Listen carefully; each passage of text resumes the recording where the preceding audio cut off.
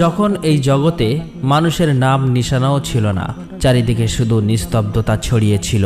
না কোনো শব্দর প্রতিধ্বনি হতো, না কোনো নড়াচড়া চোখে পড়তো, না কোনো পশু পাখি, শুধু নিস্তব্ধতার রাজত্ব।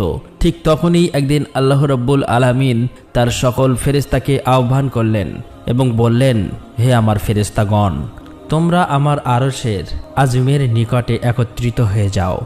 আল্লাহর নির্দেশ পাওয়া মাত্রই অসংখ্য ফেরেশতারা আলোর রেখার মতো ঝলমল করতে করতে এক স্থানে সমবেত হলেন। সবাই আদবের সঙ্গে দাঁড়িয়ে গেলেন দৃষ্টি নত করে। এরপর আল্লাহ তাআলা ইরশাদ করলেন, আমি পৃথিবীতে আমার একজন প্রতিনিধি পাঠাতে চাই। একথা শুনে ফেরেশতাদের মাঝে হালকা আন্দোলন সৃষ্টি হলো। তাদের মুখে বিস্ময়ের ছাপ ফুটে উঠল, হৃদয়ে নানা প্রশ্ন জাগতে লাগলো। তারা অত্যন্ত আদবের সঙ্গে আরজ করলেন, হে আমাদের প্রতিপালক, আপনি কি এমন এক সৃষ্টিকে পৃথিবীতে পাঠাতে চান যে সেখানে ফিতনা ফাসাদ সৃষ্টি করবে, রক্তপাত ঘটাবে? অথচ আমরা তো সর্বক্ষণ আপনার তাসবিহ ও ইবাদতে মশগুল থাকি, তাহলে নতুন এই সৃষ্টির প্রয়োজন কি? ফেরেশতাদের বিস্ময় ভরা কথা শুনে আল্লাহ রাব্বুল আলামিন বললেন, হে ফেরেশতাগণ, আমি যা জানি তা তোমরা জানো না। কে আমার ইবাদত করবে আর কে অবাধ্য হবে এর জ্ঞান কেবল আমার কাছেই আছে। আমি তোমাদের কাছ থেকে পরামর্শ চাইনি, আমি শুধু আমার ইচ্ছা তোমাদেরকে জানিয়ে দিচ্ছি। এই কথা শুনে ফেরেশতাদের হৃদয় কেঁপে উঠল।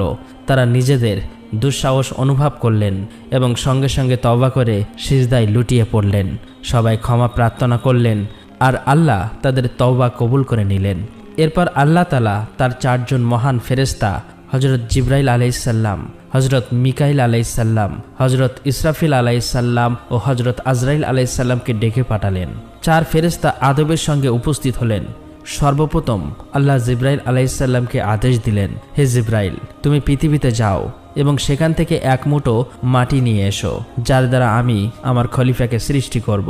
জিবরাইল আলাইহিসসালাম পৃথিবীতে অবতরণ করলেন। মাটি ব্যথায় কাঁদতে লাগলো। সে কাতর কণ্ঠে বলল, হে জিবরাইল, আমাকে কোথায় নিয়ে যাচ্ছেন? জিবরাইল আলাইহিসসালাম বললেন, আমি তোমাকে আল্লাহর কাছে নিয়ে যাচ্ছি।